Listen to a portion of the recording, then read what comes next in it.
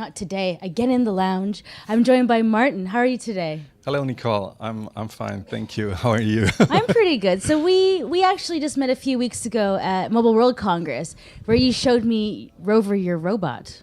Yes, so I came today with Rover, an interactive perceptual robot. The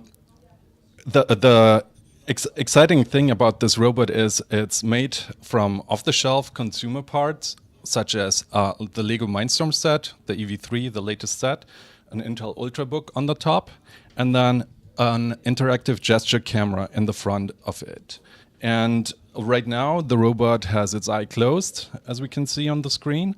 And as I remove the napkin from its eyes, it will open up its eyes as it detects my face. I have to get in front of the camera. Hello. So the robot opened up its eyes and greeted me, said, "Hello, I am Rover," and then with gestures I can affect its mood.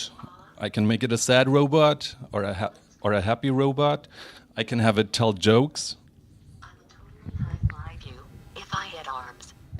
I would totally high-five you if I had arms.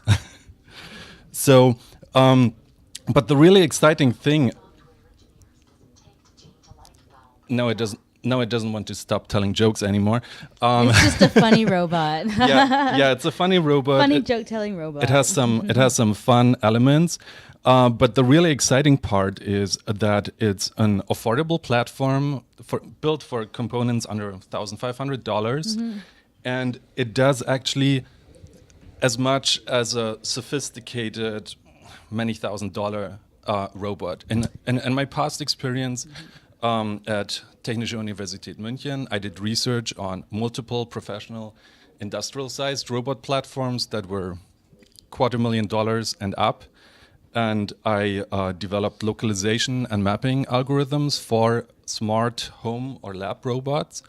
And when Intel last year announced the Perceptual Computing Challenge, with that interactive gesture camera, my goal was to put everything into a small, affordable platform for robotic enthusiasts and hobbyists. And so I would like to show the more sophisticated part of it, if I can do that. So I will drive the robot around for a little bit. Let's turn it around. Right now I'm driving it manually with a smartphone remote control.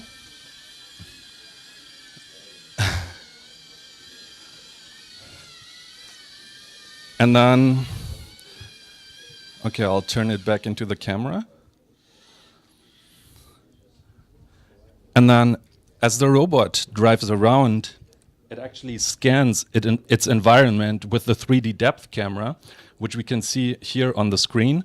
The 3D depth camera allows the robot to perceive 3D space and build a floor plan of its unknown environment. So if you think you place the robot in your home, the robot is able to scan its environment, and I'll pull up a sequence of maps here.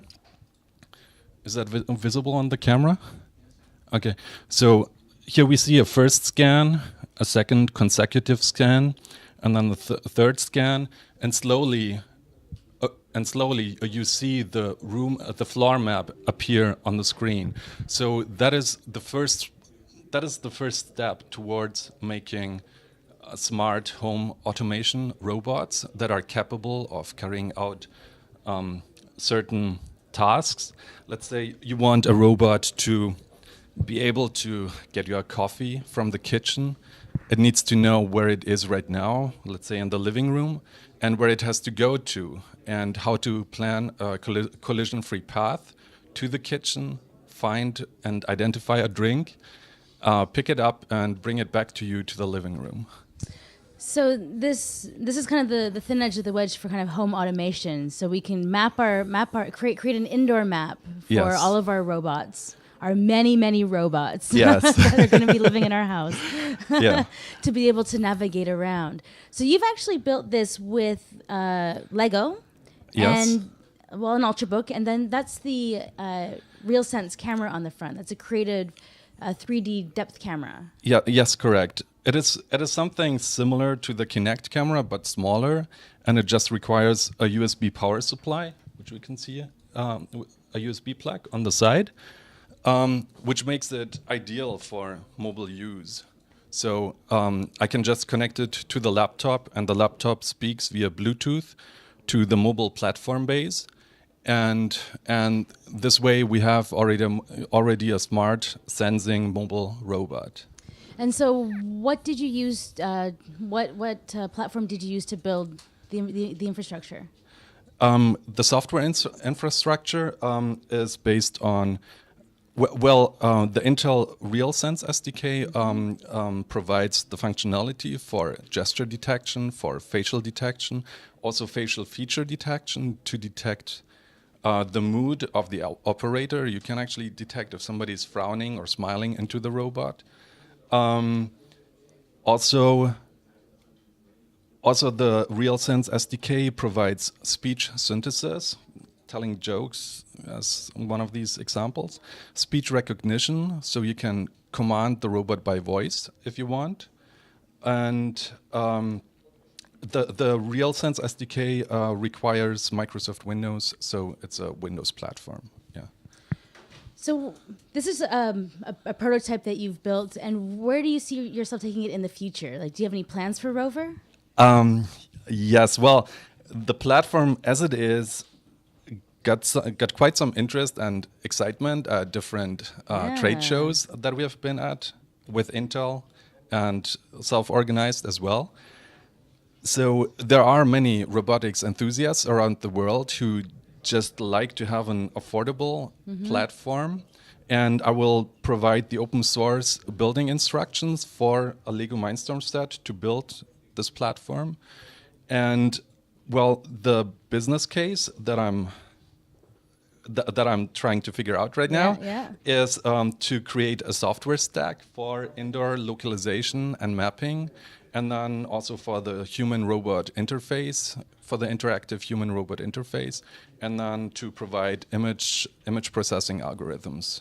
Yeah. Very cool. So are you looking at maybe including different types of hardware into Rover, like maybe Intel's Galileo board? Would that be possible? Or well, are you looking at... I'm glad you're bringing that up, actually. So many people actually underestimate the cost of Lego components. So Really? Yes. So whenever I asked people how much would you be willing to pay for something like that, they actually said a lower price than what the Lego itself cost. Never mind. So I was thinking, how about replacing the Lego microcontroller by an Arduino board, and now the Intel Galileo board is the most powerful Arduino compatible board, and with a servo shield, I would be able to drive the wheels and drive the servos, and then with a dedicated platform made out of 3D printed parts or an aluminum frame, I would be able to build a platform which only costs 1/3 of the current price. Yeah. Okay. So yes, I mean, right now this is a proof of concept, and I use the Lego Mindstorm set for rapid prototyping. The nice thing about Lego is you can take the robot apart, build a new one tomorrow, looks completely different if you want. Right. But once you know where you want to take it to, how much weight the robot needs to be able to carry, right. You can create a dedicated platform and optimize the cost of goods. And so that would be the next step for me. Awesome. Well, I loved Rover when I first saw him at Mobile World Congress, and definitely the crowds of people that wanted to take his picture are proof that you're definitely onto something with him driving around like that. Thank you. And he's quite funny. If you really hear a lot of his jokes, he's quite a funny robot. Yeah, I can. Let's just show a little more. We can poke its eyes. Don't poke my eyes. That is hurt. Yummy. Or you can Delicious. with the mouth. Don't do that. Believe me. And on it goes. It was a nice long night to to implement the speech feedback. So I had a lot of fun with it. Awesome. Well, I'm really looking forward to the next iteration because everybody loves robots. Yeah. Thank you. Thanks so much. So this has been Martin and Rover, the RealSense robot, and I'm Nicole Scott here in the Tech Lounge at CeBIT 2014, and we'll be back in just a few minutes. Thank you.